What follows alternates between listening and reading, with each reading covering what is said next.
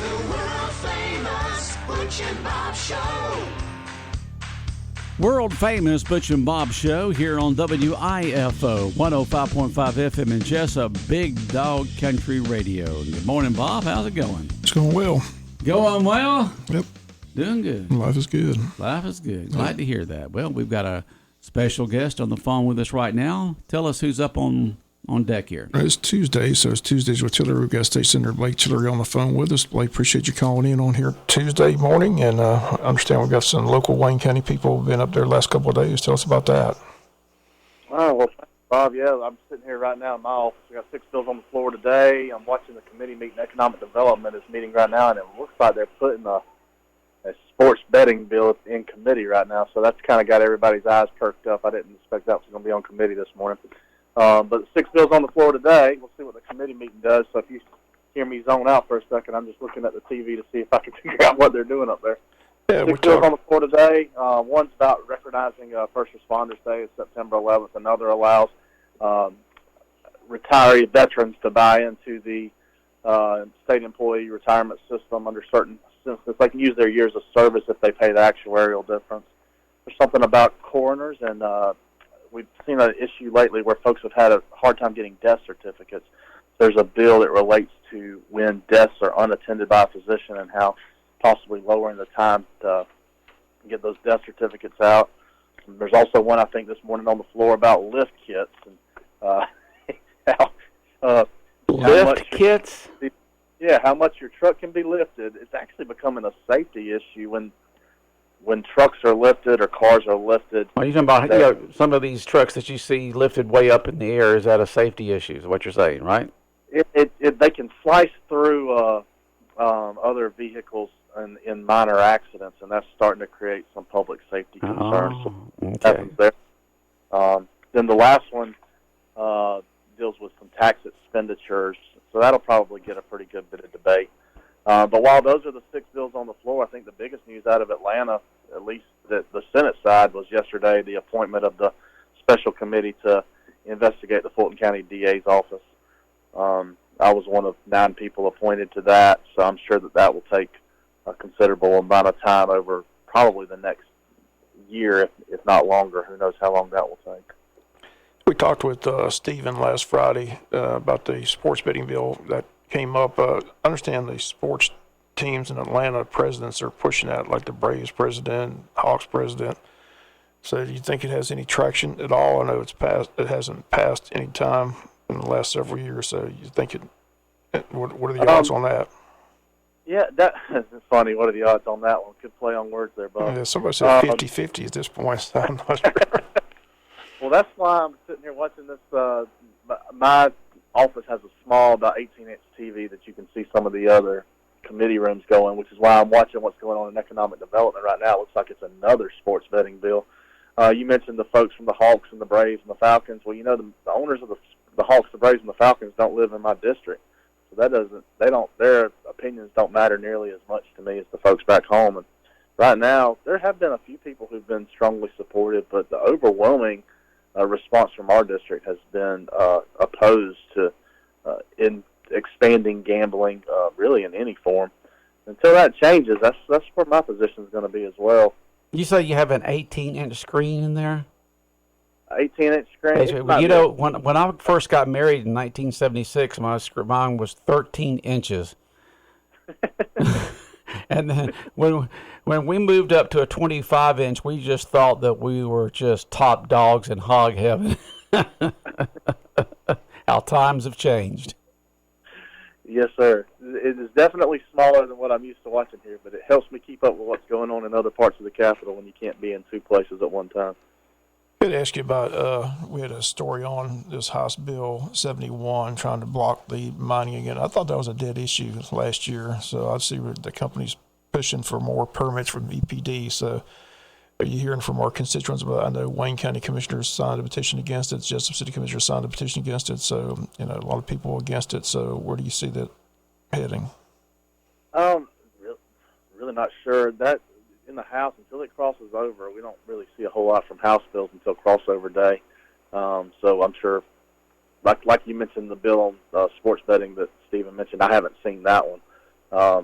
Obviously, now we've got this one that apparently this morning's in the Senate.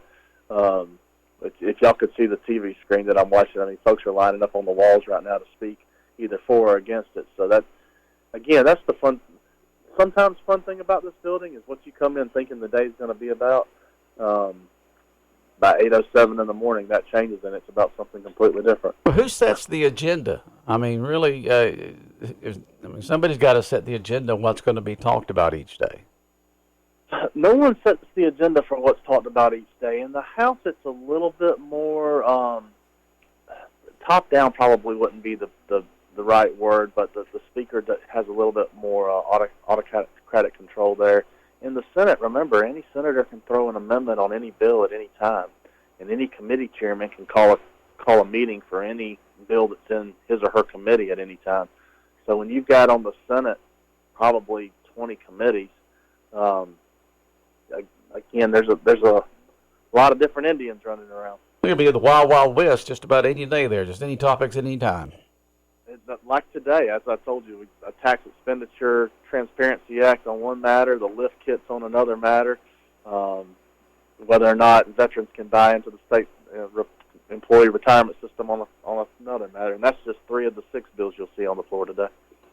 You mentioned crossover day. We're still when's that day? How many days are we away from that? So we negotiate every day what day it will actually be, and I think it's February 24th this year, something like that, 29th maybe. It's a little bit later or a little bit earlier in session than previous years. So a whole another month ago then. Yes, sir, and that'll leave, I think, maybe 12 or 13 days after crossover day. There'll be 12 or 13 days left in session, which the other chamber will pick up the bills that passed the other chamber at that point in time. So if the House passed the bill, the Senate usually picks it up then. If the Senate passed the bill, the House will pick it up then. And usually you won't take up the other chamber's bills until after crossover day. How's the budget coming along? It's rough right now. Have you met with all these department heads? All want money? I mean, talk about that process. Do they come to your office? You go to their office? How's that work? Well, they come here for those things. So, yes, sir. There's a request. In fact, after you, the Healthcare Workforce Board is my next meeting after this phone call this morning about different things that we've tried to do in the past to incentivize increasing healthcare access in our area of the state, whether it be nursing scholarships or tax credits to physicians, among other things, and also investments in local hospitals to increase nursing programs. So you've seen us do that several areas, several places in our area, including South Georgia State College. So right now, where we stand, the House has the budget. They'll pass it out, I imagine, the little budget, the small budget, which is just the amended fiscal year budget. They'll pass that out, I imagine, next week sometime. We're gearing up for our subcommittee meetings at the end of next week, anticipating the House passes out the budget, the small budget, at the early to mid part of next week. And then we'll have it takes about 2 weeks and 2 days to run through the entire subcommittee process in the Senate. So in about 3 weeks, we should be able to turn out our version of the amended budget. And after that, you're right on to the big budget. How much conversation goes on between y'all and the governor when you're looking at these bills? I know that he doesn't really get involved in y'all's day in day out operation, but you got to have his signature at the end of it. So is there talking going on, negotiation going on, input going on with the governor? Depends on the year and the bill. Last year there was pretty good bit of discussion on various bills.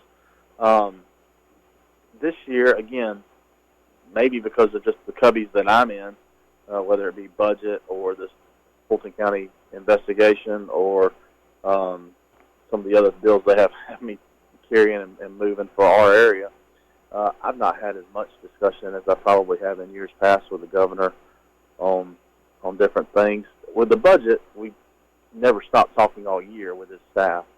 So the budget probably is the one bill that we start talking about that back in August, trying to figure out how things are going to go. we obviously have very different opinions at times on how things should go. That was very evident last year. I'm not sure how evident it'll be this year or not yet. You just joining us. It's Tuesdays. We got State Senator Blake Tillery on the phone with us. I saw the anti-Semitism bill passed both the House and Senate, then it goes to the governor's office for signature. Did he sign that? And how soon did they do that? So I heard that he's going to sign that this week. I'm not completely sure yet. That's one of the bills. I told you that usually the House doesn't pick up a Senate bill and the Senate doesn't pick up a House bill until after crossover day. That was one exception. Very rarely does that happen, but based on the events you're seeing in the Middle East right now, as well as the protest at home, the members of both sides felt that it was important to reaffirm our stance with Israel, and that this was one way to do it. The three the three military personnel that was killed in the Middle East a couple of days ago were all from the state of Georgia. Is there any talk up there about anything that the legislature is going to do in terms of a memorial or some sort of recognition for these soldiers from the state of Georgia? That actually occurred already yesterday. You're right. Okay. Three reservists with ties to Georgia. I think all three were based at Fort Moore. I still call it Fort Benning. One from Carrollton, one from Waycross, one from Savannah. All young, vibrant lives that were lost to terrorist attacks that looks like was sponsored by rebels that were backed by Iran. There were moments for each of them yesterday here at this building, and the senators who represented those areas gave moving tributes to each about their lives, to remind them these are not just, I don't think anyone thinks that they were just reservists by any means, but reminding folks and helping remind them of the humanity behind each person that we have who is brave enough to stand on the wall for us and wear our military uniform.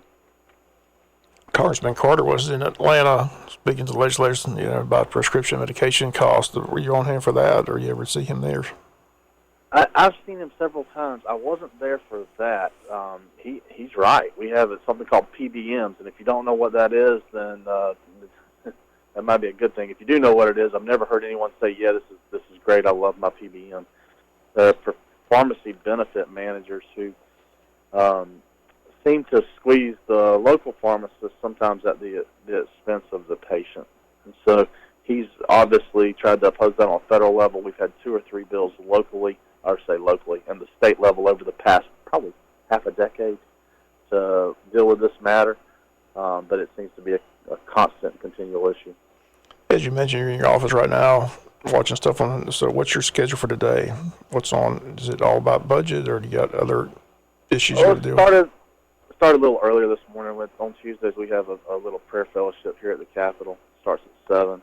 And then obviously your show, 8 o'clock time frame. After this, we've got several folks, Kennesaw State about a budget matter, the Georgia Board of Healthcare Workforce that I already mentioned to you, and maybe one more to squeeze in before then. After that, our caucus will meet at 9. We'll be on the floor by 10.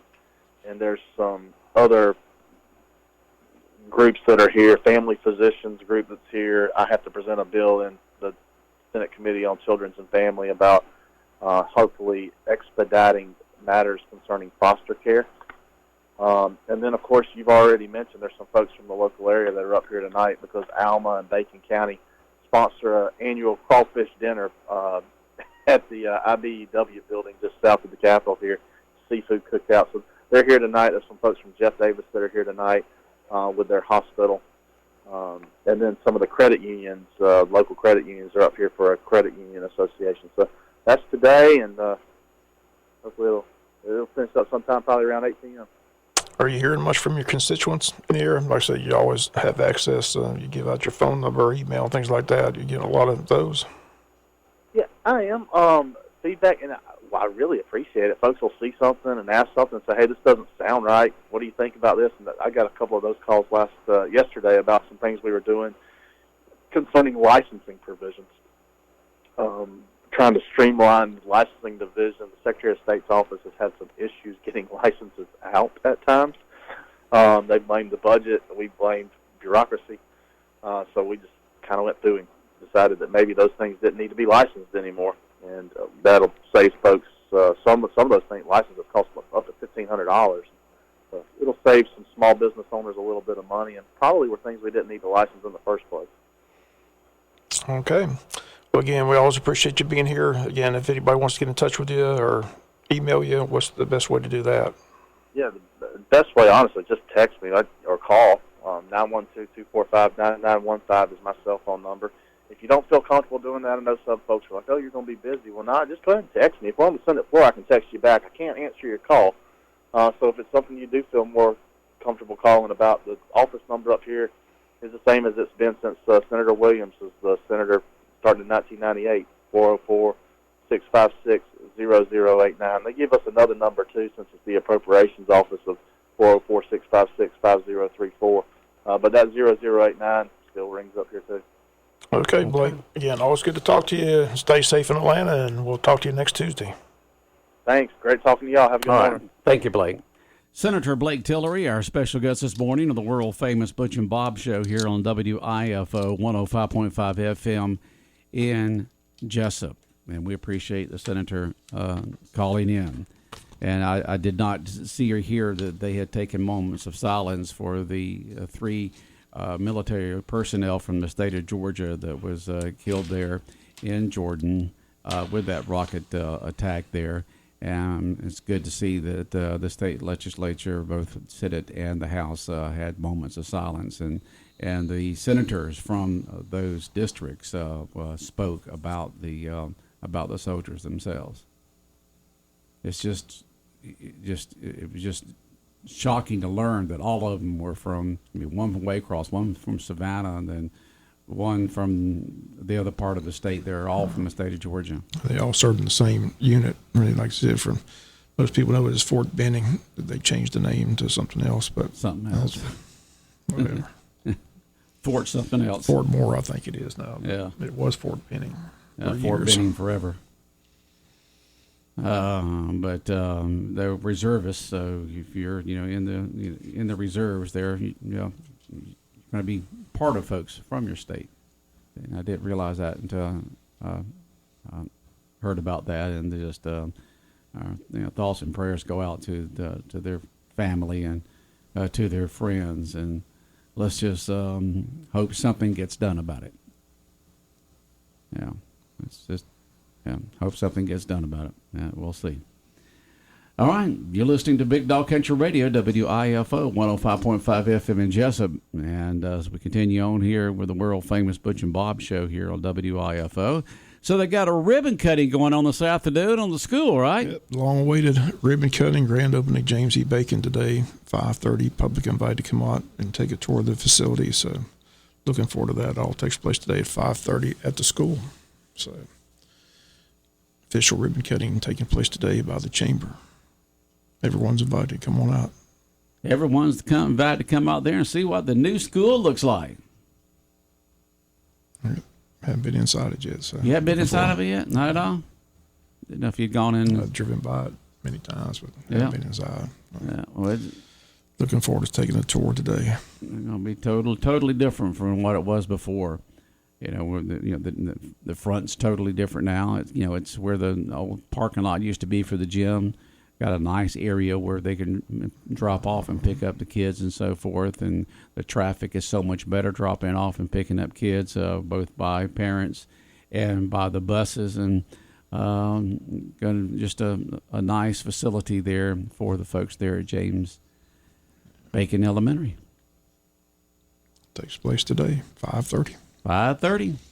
Be there. Then head on over and watch some baseball today. They got the first inter-squad scrimmage today.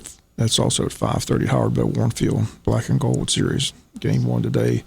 Game 2 Friday at 6, and then Game 3 Saturday at 11:30. So black and gold. They just divide the teams up and let them play an inter-squad game there, huh? Entertaining stuff. So looking forward to that. Ready for this season. It's here. Starts February 12th in Baxley. Okay. Heck of a game. Baxley's got that boy going to University of Tennessee, their quarterback, and he'll be pitching. So I'm sure it'll be a good pitching match at that first ball game. Okay. So their quarterback, a great pitcher, going to Tennessee. He's going to be pitching for Baxley, for Alma. I think he's got one for more Appling County. Appling County. 12th. Yeah. Should be a great game. They got a good baseball team as well, so good matchup. But the season kicks off that day, February 12th. They got a scrimmage on the 8th over in Long County. So season's here. Like I said, scrimmage gets underway today, and all these fall sports get underway, or spring sports, I should say. Soccer is underway. Tennis is underway.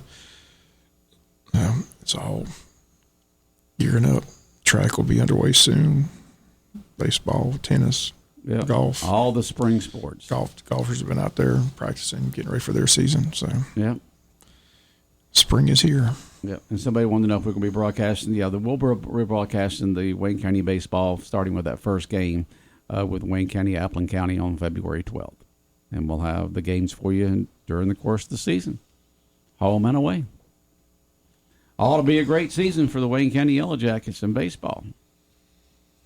Then, of course, we'll keep you updated as the coaches keep us updated on all the spring sports that's going on at the high school and middle schools during the course of February, March, April, and May.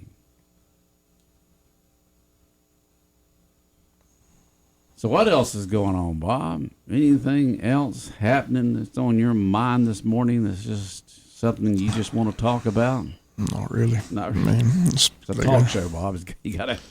We got the mayor, Jesup, coming in, and I said they're still pushing that splost 1 cent penny. So hopefully people will show up and vote for that. That starts soon.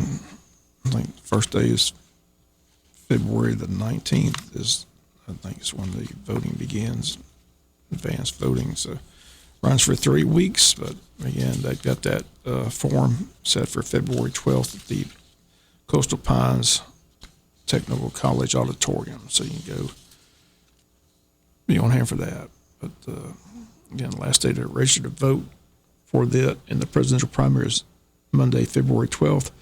Early voting gets underway on Monday, February 19th, runs through Friday, March the 8th at the Crack-Williams Recreation Center. So I know the county's pushing that SPLOST referendum. Hopefully get a big crowd, get out and vote for that, as they need those funds. Need that money. The cities and the counties need those funds.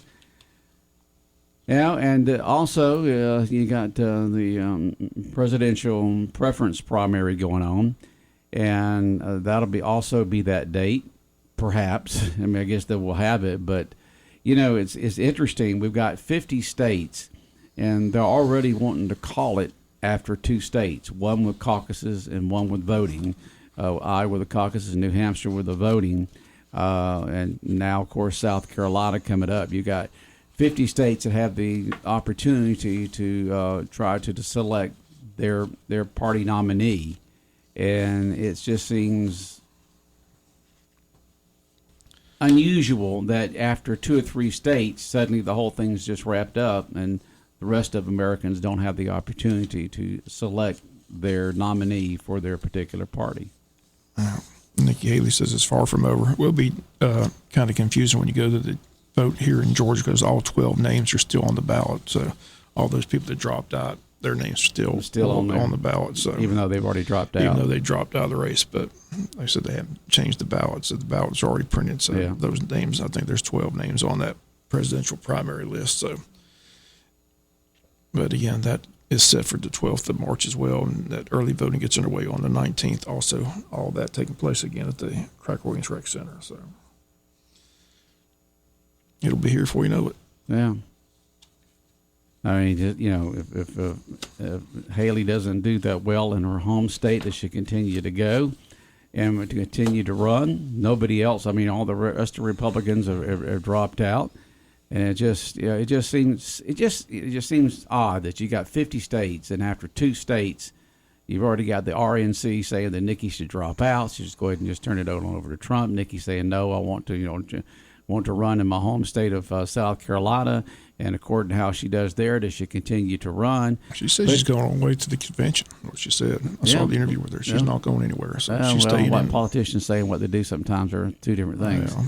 And so we'll see what happens with that. But what I'm saying is the fact that you've got 50 states, and after 2 states so far, they're already saying this thing's wrapped up, and the rest of the folks on the Democrat and the Republican side won't have a voice on who their nominee is going to be because the rest of them have just dropped out. It's just Well, it can happen between now and November, so yeah, it's far from over. See how it all plays out. But nobody's going to be running. One candidate could be in jail before it's all said and done, so you just don't know. You got to wait and see how it all plays out. Nikki's not going anywhere, so we'll see how she does in her home state. But most people say she can't win, but we'll see how it plays out. But watching her in interviews this weekend, she doesn't plan to go anywhere. I know. Well, she's got to do that. She's got to act like she's going to stay in there. She can't act like she's dropping out. She's got to give faith and confidence to her donors and to her voters that she's going to stay in there. I mean, she's doing what she needs to do to have a good showing there in the state of South Carolina, and just doing all the things that she's supposed to do. Whether she stays in or not, we'll see. But it's just, I'm just saying it's a shame that things can get wrapped up after 2 or 3, 4 states. I mean, when you got 50 states that can make a decision, next thing you know, everybody's dropped out, no one's running, and you've only got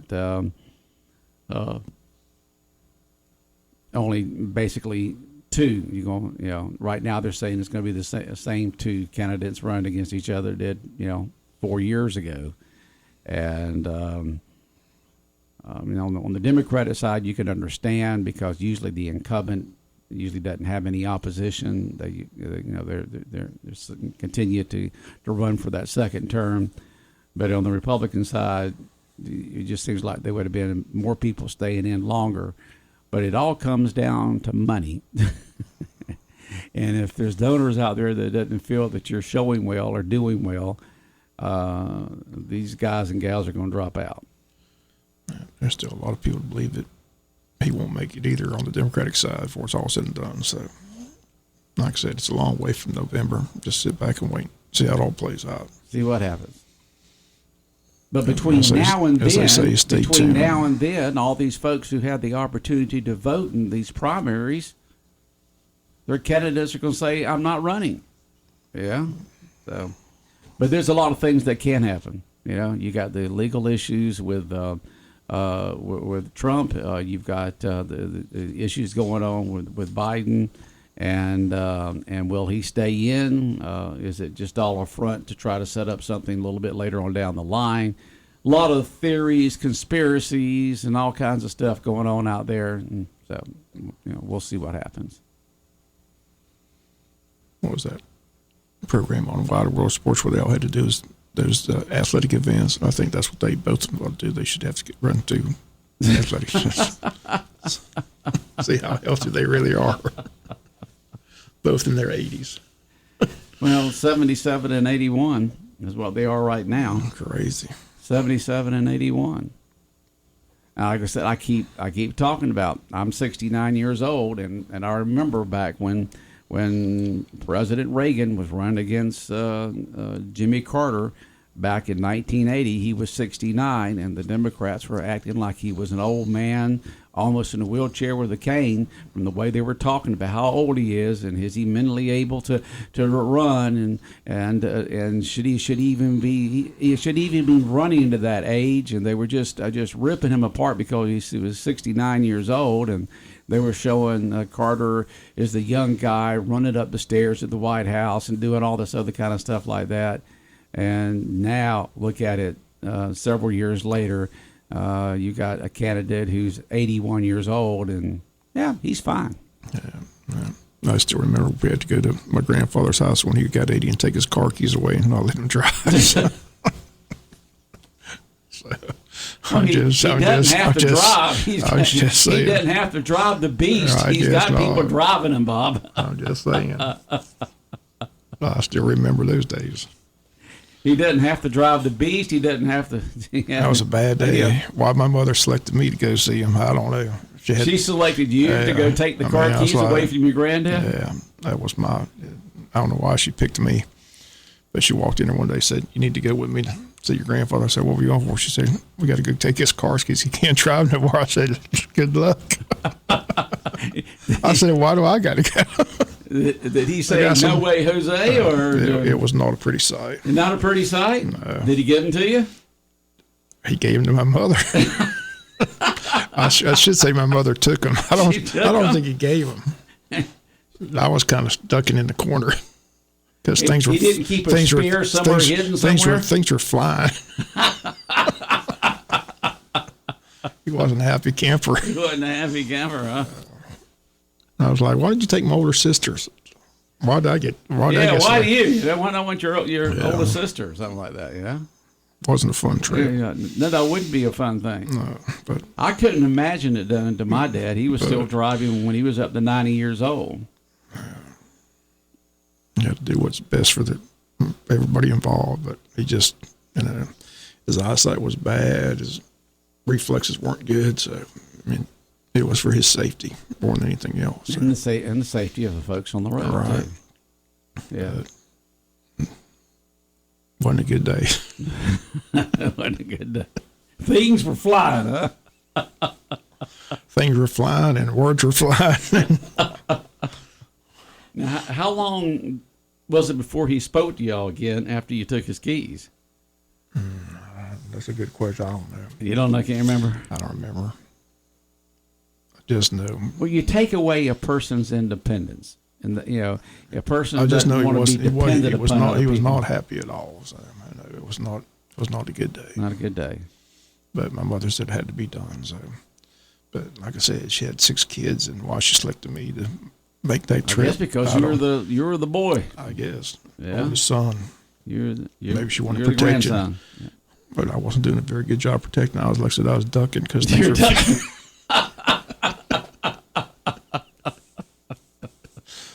Well, glad you came out of that safely, Bob. Yeah. All right. Well, have a good day. Okay. All right, the world famous Butch and Bob show here on WIFO 105.5 FM in Jesup, Big Dog Country Radio, and it is brought to you by O'Quinn and Associates, Murphy Builder Supply, Van's Barbecue, and First Southern Bank.